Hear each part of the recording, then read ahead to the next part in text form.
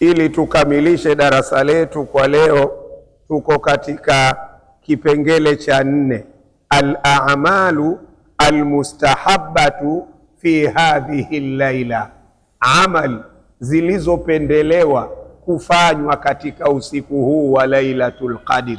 Ziko ibada ambazo zimependelewa zaidi kuzifanya katika Lailatul Qadr.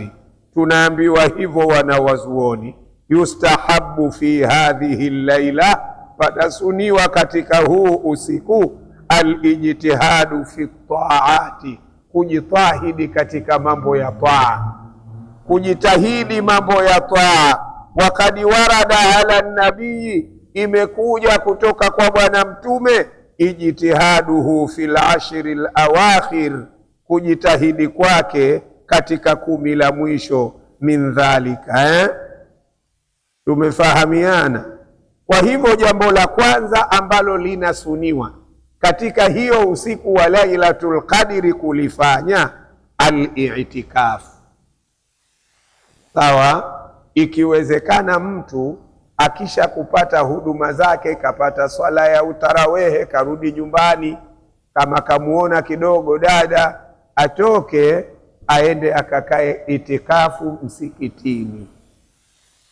Al-i'tikafu ibada muhimu sana, karibu yake ni ibada ya upendeleo.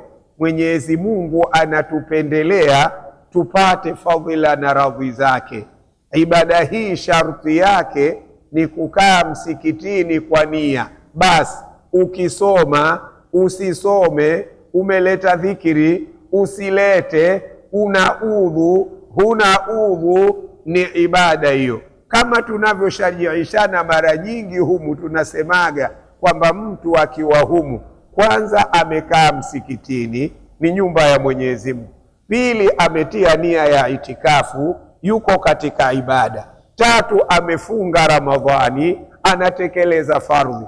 4, ameshika Qur'ani mikononi mwake, anasoma Qur'ani. Wakati mwingine tulio wengi tumeelekea na qiblatul dua, qiblatul ibada, huko tumeelekea huko ndani ya msikiti. Unayafanya yote hayo, usije ukakaa msikitini bila ya kutia nia ya ibada ya itikafu. Hata katika ule muda wa kuswali fardhi moja tunavyosuniwa, unaingia mlango ule pale, sisi mashawafi, ukiingia mlango ule pale unaweza ukatia nia na waitu sunnatal i'tikafi fi hadha almasjid, ukapita hapa ukatokea huku, huu muda uliokuwepo hapa ulikuwepo katika itikafu.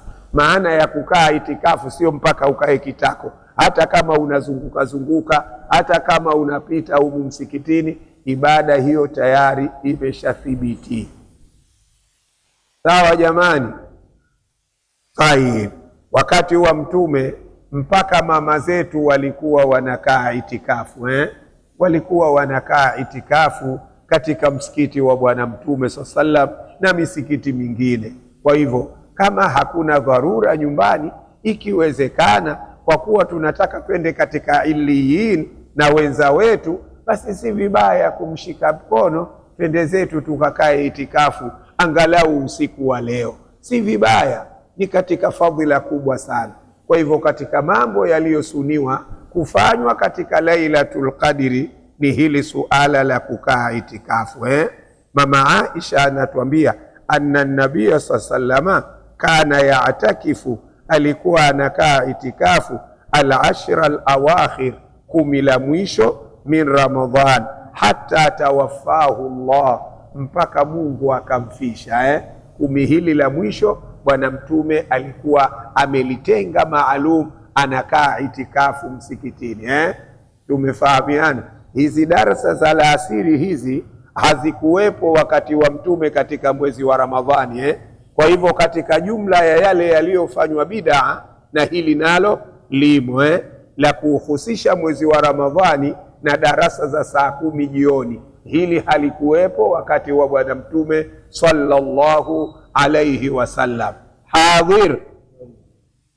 Tayeb, hilo la kwanza, itikafu.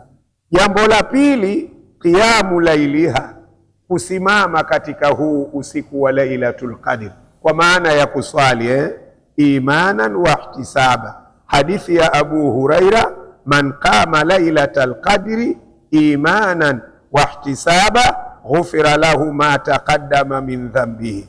Wa maana imanan ay tasdiqan biwa'dillah, anafanya hivyo akiwa na yakini kabisa Mwenyezi Mungu ameahidi mwenye kufanya hivi atamlipa thawabu. Tumefahamiana?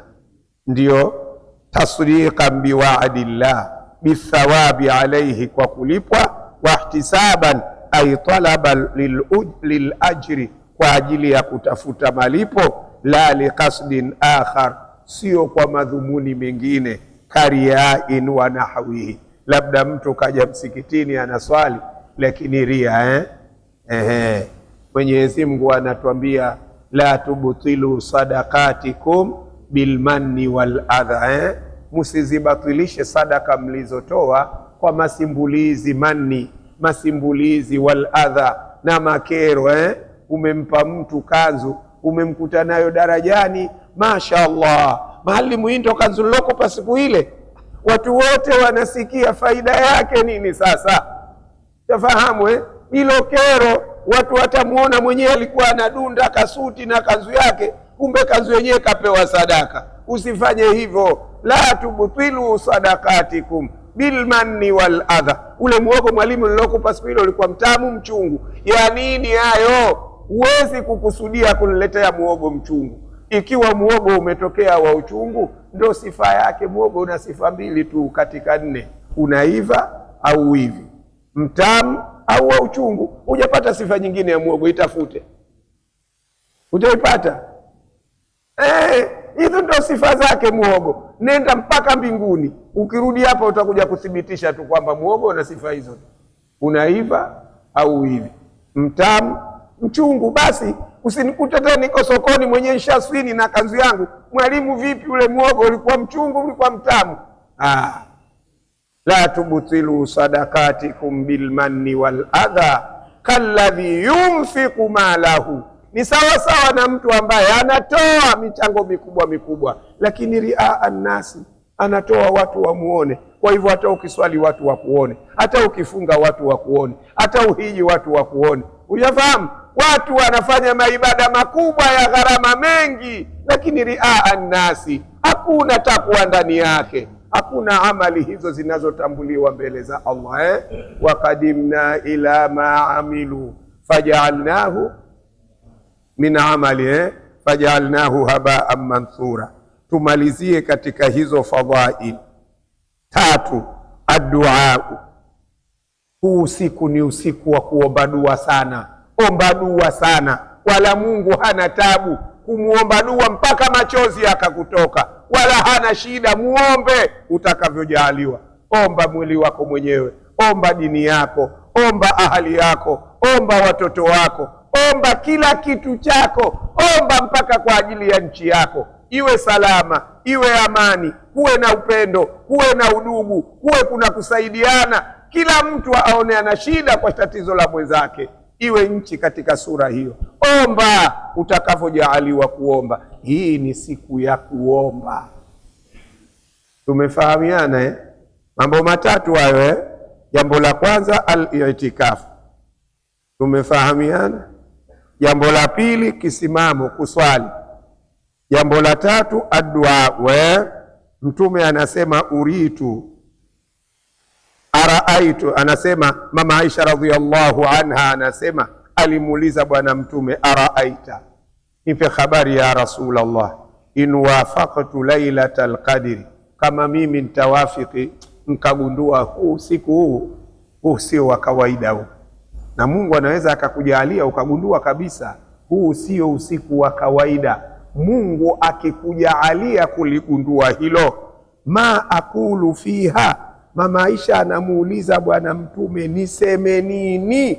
Qala, akamwambia mkewe ummul mu'minina Aisha, kuli, sema Aisha, Allahumma innaka afuwun tuhibbul afwa fa'fu anna.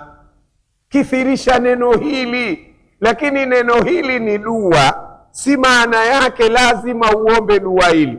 Hii ni nasi iliyokuja kutoka kwa Bwana Mtume, inakufahamisha kwamba ni usiku wa kuomba. Kwa hivyo wewe ukiwa na shida yako yoyote ile, muombe Mwenyezi Mungu, isiyokuwa shida tu ya kukata udugu. Naomba mimi na ndugu yangu fulani tusielewane. Ushafahamu isiwe hivyo. Udugu wa yani dua ya kuomba qati'atu rahimi haramu. Man qata'aki qata'atuhu, mwenye kukukata wewe rahim, na mimi nampiga pande mtu huyo, sina ukaribu naye. Na ndio maana unaona dunia siku hizi haina furaha, haina amani, haina ukweli. Watu siku hizi kulea watoto wa ndugu zao imekuwa tabu. Yani mtu anaona fahari kumtafutia mtoto wa ndugu yake kumpeleka milo. Anaona kamfanyia wema sana. Ushafahamu? Mboni mwanao mpeleki milo? Mtoto analelewa na baba na mama. Kaa naye wewe, mtoto wa ndugu yako, amefariki ndugu yako, asione unyonge yule mtoto, msahaulishe msiba mzito wa baba yake. Hata kama wewe ingelikuwa ndio umeondoka, ulitamani mtoto wako apate mlezi wa kumlea. Lakini leo nani, ikitokea baba yao walikuwa na mali au maami, wataifanyia figisu figisu mali hiyo mpaka waimalize kabla yule mtoto mwenyewe hajabale. Wakati si mwingine sio maami, wale mababu wale ndio wanakuwa ashadu kuifilisi mali ya wale watoto. Subhanallah. Mungu katuelekeza kule kuhusu mayatima. Chukulia sura, ingelikuwa wewe ndio uliondoka, ulitamani mtoto wako aleleweje? Tunafahamiana jamani? Jambo la mwisho katika yanayofanywa kufanywa katika siku hii, iqadhu ahlihi lisala, mtu awaamshe watu wake kwa ajili ya swala. Waqad taqaddama alhadithu kana an-nabiyyu idha kana al-ashru al-awakhir min Ramadan shadda biizarahu wa ahya laylahu wa ayqadha ahlahu. Wa ihya'u al-layli yakunu bis-sala, kuhuisha usiku kunakuwa kwa swala. Wa qira'atul Qur'ani, kunakuwa kwa kusoma Qur'ani. Wa dhikr, kunakuwa kwa kuleta dhikri. Wa ghairu dhalika, na mambo mengine yasiyokuwa hayo, min anwa'i ta'ati, katika aina mbalimbali za taa. Insha Allah, kwa leo tumeona tuchukue mlango huu wa Lailatul Qadri, pengine kwa taufiki ya Allah, baada ya tashjii hizi na maelezo haya ya Bwana Mtume sallallahu alayhi wasallam, tukazidi kushajiika katika kuitafuta Lailatul Qadr kwa kufanya matendo mema. Na insha Allah kesho tutakamilisha mlango huu wa Lailatul Qadr, na tutaangalia Jumatatu tunaaganaje kuhusiana na kuingia katika siku ya Eid. Tuingieje katika siku ya Eid ili tubaki Eid ikiondoka tubaki na Ramadhani zetu zikiwa ziko salama. Allahumma ya Rabbana waffiqna liqiyami Lailatul Qadr, waffiqna li'amali Lailatul Qadr. Allahumma waffiqna liqiyami Lailatul Qadr wastighfari fi Lailatul Qadr والدعاء في ليلة القدر. اللهم إنا نسألك رضاك والجنة ونعوذ بك من سخطك والنار. اللهم إنك عفو كريم تحب العفو فاعف عنا. وصلى الله على سيدنا محمد وعلى آله وصحبه وسلم، والحمد لله رب العالمين. نشهد أن لا إله إلا الله، نستغفر الله، نسألك الجنة إلهي ونعوذ بك من النار. اللهم إنك عفو تحب العفو فاعف عنا يا كريم العفو.